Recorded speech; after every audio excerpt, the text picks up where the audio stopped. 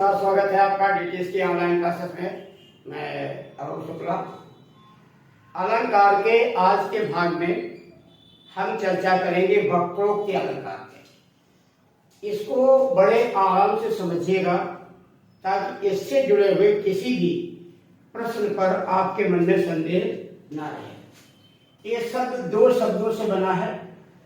अगर इसको लिखना चाहो वक्र प्लस उक्ति। वक्र माने होता तिरछी,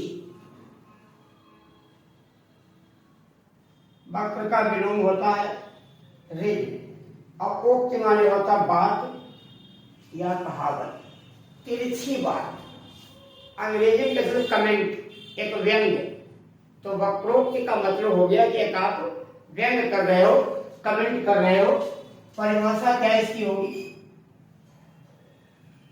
परिभाषा देख लेते हैं, बहुत समझिएगा आराम से, ताकि देखिए हमारा ये मतलब है, उद्देश्य है कि इस प्रकार से पढ़ाया और समझाया जाए ताकि विद्यार्थी के मन में किसी भी प्रकार का कोई भ्रम ना बना रहे। तो परिभाषा होती है जहां प्रत्यक्ष अर्थ के अलावा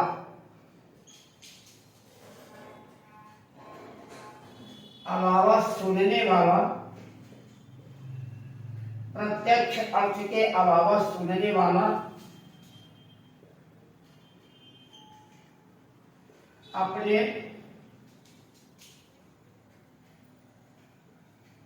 अनुसार अर्थ निकाले,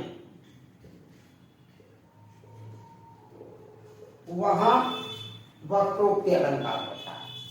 प्रत्यक्ष से कोई भी चीज है, सूर्य है, पृथ्वी है, इनके प्रत्यक्ष अर्थ हैं।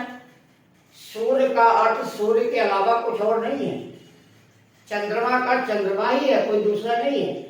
लेकिन कई बार सुनने वाला अपने हिसाब से अर्थ भेद कर लेता है या अपने हिसाब से अलग अर्थ निकाल लेता है। वही वक्रोक्ति अलंकार है। वक्रोक्ति को तिरछी बात, व्यंग्यात्मक बातें।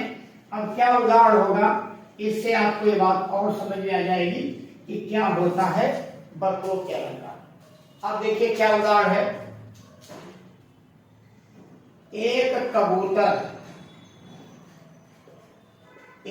कबूतर देख हाथ में, एक कबूतर देख हाथ में, बोला अपर कहाँ है? बोला अपर कहाँ है? उसने कहा अपर कैसा? उसने कहा अपर कैसा? वह उड़ गया सफर है, वह उड़ गया सफर। बहुत ही आराम से चेष्टा पर दिखेगा कि एक आदमी ने किसी से दो कबूतर मंगाए, लेकिन वो एक ही कबूतर, कितने मंगाए? दो, और लेकर के वो एक ही कबूतर आया। तो जब एक कबूतर हाथ में देखा तो उसने पूछा कि अपर माने होता दूसरा, दूसरा कबूतर कहाँ है? यानी ये ध्यान रखिएगा, अपर का अर्थ दूसरा के अलावा कोई होता ही नहीं। लेकिन सुनने वाले ने इस अपर का अर्थ कैसा लगाया? किसने लगाया? आ माने नहीं, अपर माने पंख, आ माने नहीं, अपर माने पंख, यानी पंख नहीं। आपने कहा कि दूसरा कबूतर कहाँ है? सुनने वाले कहा कि नहीं, वो बिना पंखन का नहीं था। तो आप पूछ रहे बिना पंखन वाला कहाँ है? तो कहता नहीं, वो सपर था, यानी स पर, यानी सहित, पर माने पंख के।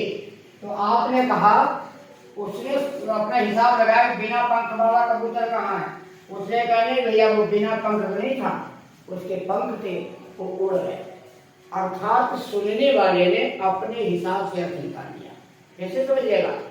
वक्रोक्ति अलंकार का मतलब यही होता है कि जो हमने बात कही उसका एक सामान्य सा अर्थ है, लेकिन आप उसके अर्थ को अपने हिसाब से मोड़ रहे हो और उसके अर्थ को बदल रहे हो। यहाँ पर एक और बहुत ही बढ़िया सा उदाहरण आता है, उनको भी देख लीजिएगा। और प्रायः परीक्षा में यही जो ज्यादातर अभी तक पूछे गए हैं। जैसे कहा को तुम इत आए कहाँ, इत आए कहाँ, घनश्याम हूँ, घनश्याम हूँ, कित हूँ बरसो, कित हूँ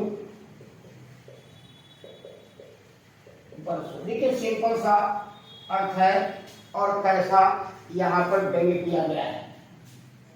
एक बार श्री कृष्ण भगवान जी राधा जी के यहाँ गए और उन्होंने कुंडी खरीदाई और राजा जी थोड़ी मजाक में, व्यंग में, हंसी में उन्होंने पूछा कौन हो तुम, यहाँ कहाँ आए? तो भगवान श्री कृष्ण जी ने कहा कि मैं घनश्याम जी। और घनश्याम का अर्थ कृष्ण होता है और घनश्याम का अर्थ बादल भी होता है। लेकिन अगर घनश्याम बादल भी है, लेकिन अगर कोई व्यक्ति कहे कि मैं घनश्याम हूं तो इसका मतलब तो बादल नहीं हो सकता। तो राजा जी ने कहा अच्छा बादल हो तो कई बरस हो जाए। को तुम इत आए कहाँ, घनश्याम हूँ इत हूँ बरस। तो बहुत ही ज्यादा व्यंग किया गया।